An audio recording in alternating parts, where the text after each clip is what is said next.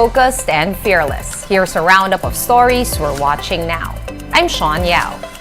The health department is still not keen on making the use of face masks mandatory once again, despite the surge in COVID-19 cases. JC Cosico tells us more.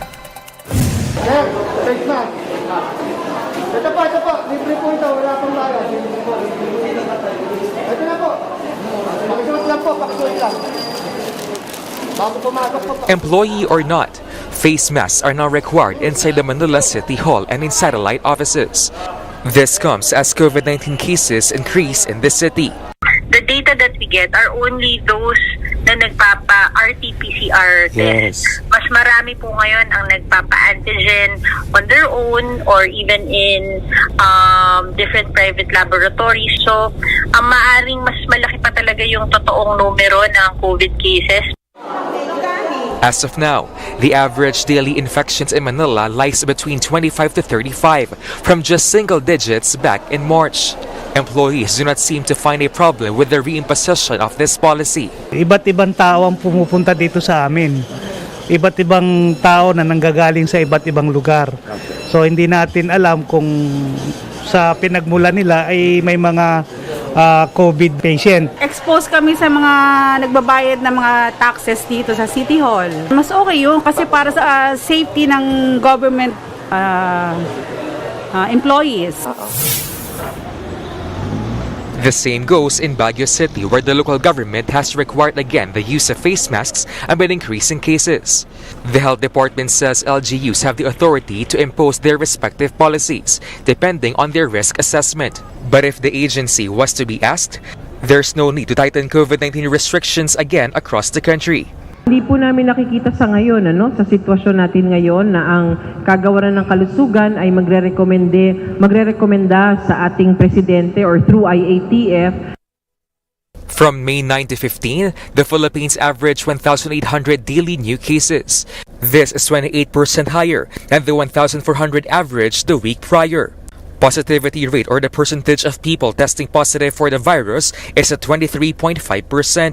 However, based on Octa research number, Aklan reached a rate of 56.9% last May 13. While the DOH is monitoring the situation, positivity rate is not the only determinant of the real COVID status in a certain area. Doon palang bias ka na kasi hindi mo na nakikita yung ibang bahagi ng populasyon. Pangalawa, yun pong antigen testing na tinatanggap na rin natin ngayon na basihan kung ikay positive o hindi.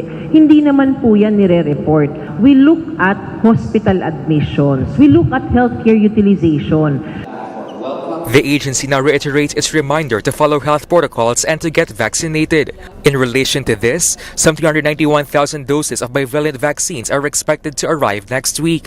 DOH is communicating with the COVAX facility for 2 million more of such doses. For News 5, JC Cosico, we are One News. And in Isabella, Kabatua National High School has suspended in-person classes due to rising COVID-19 cases among students and faculty members. Education Department School Division Superintendent Dr. Rachel Liana said 12 teachers and 2 students tested positive for the coronavirus. Despite this, the province's Rural Health Unit says that physical classes can resume by May 18. But for now, the school has not yet imposed the mandatory use of face masks, although all are being encouraged to mask up. Due to close monitoring din ng ating school health section at saka ng RHU na rin, okay naman po yung status ng kanilang health. As of now po, sinasuggest lang po natin na ang ating mga mag-aaral at ang ating mga school personnel ay magsuot po ng kanilang face mask. President Bongbong Marcos has approved a 5-year tourism development plan. Tourism Secretary Cristina Frasco says the National Tourism Development Plan will focus on products, connectivity, infrastructure development, and promotions. Frasco says this will be launched in a few weeks, along with the new tourism slogan, as the country expects more domestic and international tourist arrivals. The change comes after the Philippines ranked 6th in the list of top tourism magnets in Southeast Asia. Under the National Tourism Development Plan, we're engaging in a heritage and culture mapping of our regions, our provinces, our cities, and municipalities. And this would give opportunities to our local tourism communities to develop their local tourism products and to obtain guidance from the DOT and its attached agencies as far as the marketability of these products. And while the Department of Tourism has not yet come out with an enhanced tourism slogan, but we will make sure to engage in consultation with our tourism stakeholders. In other news, the Sugar Regulatory Administration, or SRA, assures the public that additional sugar imports will be above board. Shaila Francisco with the details. The Sugar Regulatory Administration is expecting a deficit of almost 50,000 metric tons of sugar by end August. Based on the agency's data, the imported supply was not enough to augment the local stocks for the year. This is why President Bongbong Marcos approved the additional importation of up to 150,000 metric tons recommended by the SRA. If we don't have a buffer stock, the prices will surely go up. So, hindi na acceptable levels yun. Last year, yung buffer natin sa umpisa sa refined was about 20-something thousand lang po. So it led to speculation, it led to the spike in prices, which the President really wants to avoid.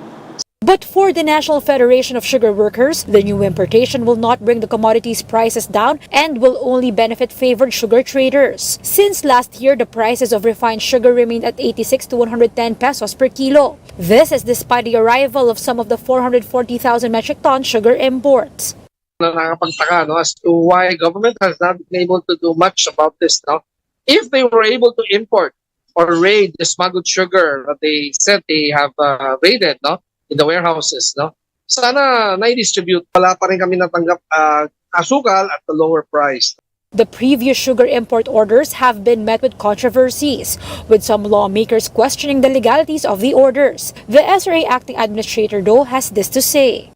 Basing on our very fruitful meeting yesterday, everybody can rest assured that the coming import program, should there be a need for one, this will be normal, this will be all under SRA. It will all be above board, and it will be open to all the importers po. So everybody can come in. The agency will finalize the exact amount of the additional importation by May. The additional imports are expected to arrive before September. Shaila Francisco, we are One News.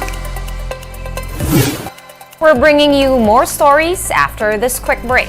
Keep it here on One News.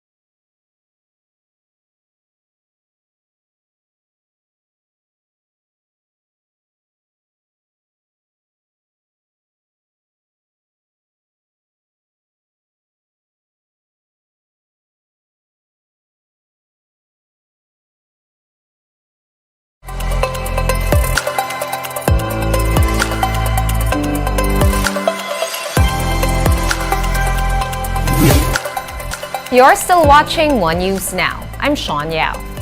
Senator Raffy Tulfo is proposing for the government to take back the operations of the country's power grid. Tulfo believes that ownership of the transmission grid should be reverted back to the government-owned National Transmission Corporation or Transco. Its maintenance will be left to the privately owned National Grid Corporation of the Philippines. Transco operated the power grid from March of 2003 to January of 2009 before it was transferred to the NGCP. 40% of the National Grid Corporation is owned by the State Grid Corporation of China, while the remaining 60% stake is owned by a group of Filipino businessmen.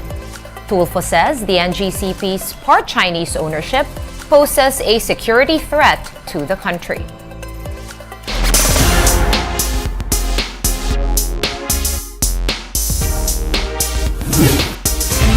And the redemption tour is complete.